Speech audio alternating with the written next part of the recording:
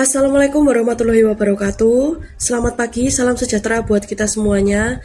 Alhamdulillah hari ini kita dapat berkumpul melalui ruang virtual ini untuk mempresentasikan hasil kerja dari kelompok kami yang bertemakan membangun ASN berintegritas di era digital. Baik, teman-teman semuanya, perkenalkan nama saya Maudy Andita Putri yang akan memimpin presentasi kita kali ini sebagai moderator. Kemudian ada keempat teman saya sebagai pemateri. Yang pertama ada Santoso Dwi Indrawan, yang kedua ada Veringa Ashley Daniel Pratiwi, yang ketiga ada Wanda Syafila Putri, dan yang keempat ada Ahmad Supriyanto. Waktu dan tempat saya persilahkan.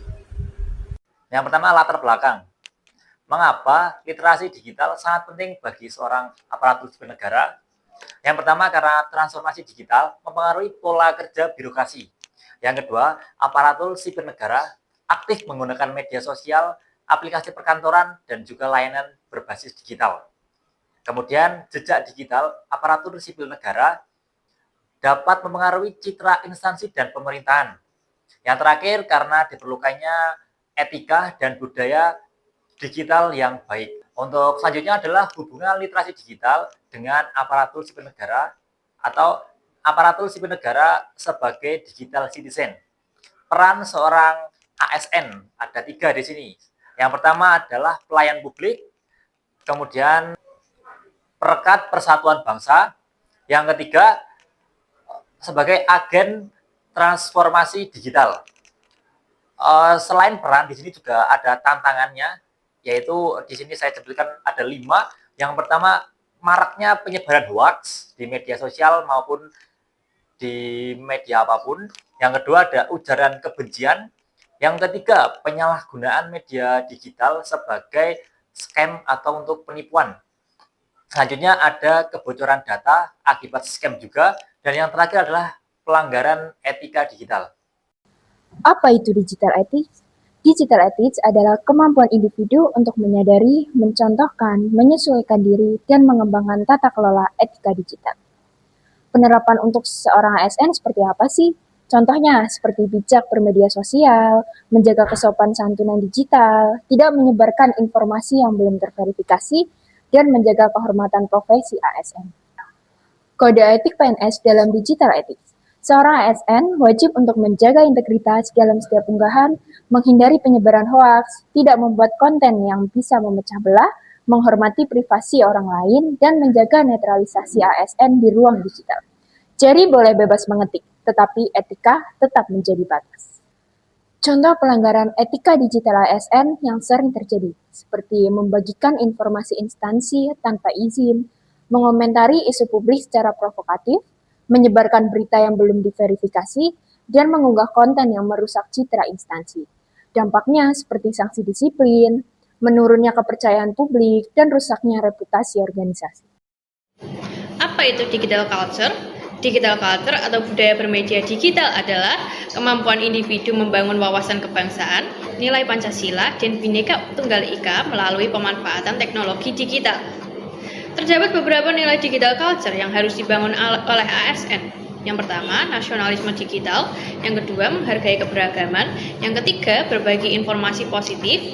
Yang keempat, inovasi pelayanan publik. Yang kelima, kolaborasi lintas instansi.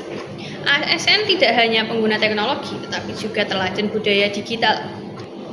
Selanjutnya, terdapat beberapa implementasi atau contoh nyata digital culture di tempat kerja.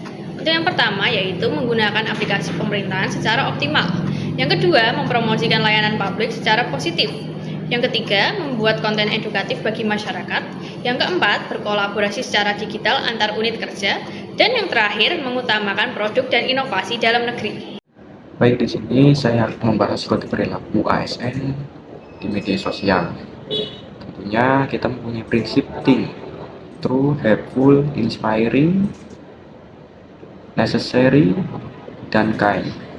Sebelum kita melakukan pengunggahan informasi, sebaiknya kita menanyakan terlebih dahulu.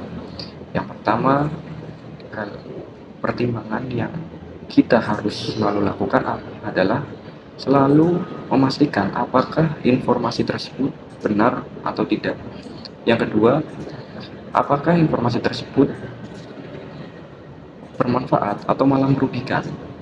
Yang ketiga, apakah perilaku tersebut sudah sesuai dengan etika ASN, dan yang keempat, apakah hal tersebut menjaga nama baik instansi atau malah memperburuk citra. Dan yang terakhir adalah menghormati keberagaman. Tentunya dalam pengunggahan informasi kita harus mempertimbangkan hal-hal tersebut.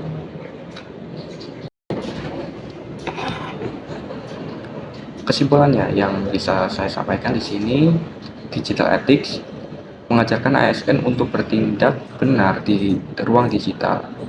Dan selanjutnya, digital culture mengajarkan ASN untuk membawa nilai-nilai kebangsaan ke ruang digital.